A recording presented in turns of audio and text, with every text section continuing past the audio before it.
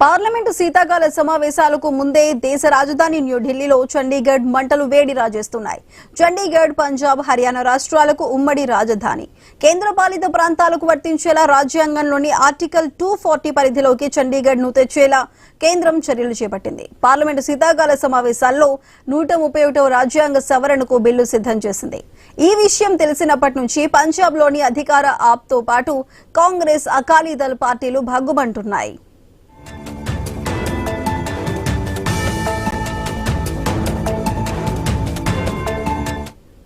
చండీగఢ్ ను పంజాబ్ కు దూరం చేయాలని కేంద్రం కుట్ర చేస్తుందన్నది పంజాబ్ లోని పార్టీల ఆరోపణ. చండీగఢ్ అనేది పంజాబ్ లో భాగమని, వదులుకోవటానికి సిద్ధంగా లేమని చెబుతున్నారు అక్కడి నేతలు, ప్రజాప్రతినిధులు.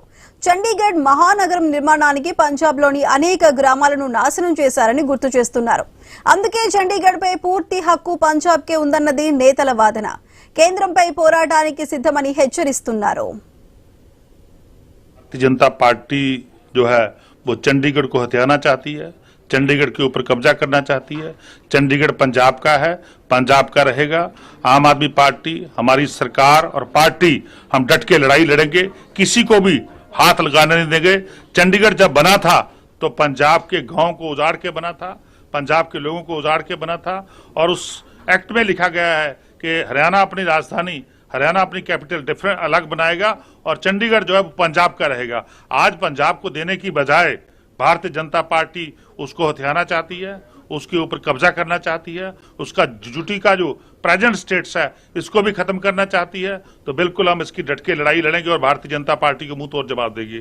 आज हम 350वां बलिदान दिवस मना रहे हैं हमारे गुरु साहिबान का, जिन्होंने देश की एकता और अखंडता को जोड़ने के लिए अपनी शहादत दी, अपनी कुर्बानी दी। और आज जो प्रेजेंट भारत है, मैं समझता हूँ हमारे गुरु साहिबान के बलिदान के कारण है, इनकी कुर्बानी के कारण है जो उन्होंने कुर्बानी दी। तो आज भारतीय जनता पार्टी हमारे देश को तोड़ना चाहती है, हमारे देश के ఢిల్లీ ఎన్నికల్లో ఓడిన తర్వాత సైలెంట్ గా ఉన్న అరవింద్ కేజ్రీవాల్ కు చండీగఢ్ అంశం ద్వారా రాజకీయ అస్త్రం లభించింది. పంజాబ్ గుర్తింపుపై కేంద్రం దాడి చేస్తోందని నిపుణులు చెరికారు. కేంద్రం తీసుకునే చర్యలతో పరిణామాలు తీవ్రంగా ఉంటాయని పంజాబ్ పీసీసీ చీఫ్ అమరీందర్ సింగ్ సైతం వార్నింగ్ ఇచ్చారు. కేంద్రం తెచ్చే బిల్లుకు తాము వ్యతిరేకమన్నారు అకాలీదళ్ నేత సుఖ్బీర్ సింగ్ బాదల్. 131వ రాజ్యాంగ సవరణను పంజాబ్ వ్యతిరేక బిల్లుగా పేర్కొన్నారు. కేంద్రపాలిత ప్రాంతాలపై పూర్తి అధికారం రాజ్యాంగంలోని ఆర్టికల్ 240 ద్వారా రాష్ట్రపతికి ఉంటుంది. చండీగఢ్ ను కూడా ఆర్టికల్ 240 పరిధిలోకి తేవాలన్నది కేంద్రం ఆలోచన.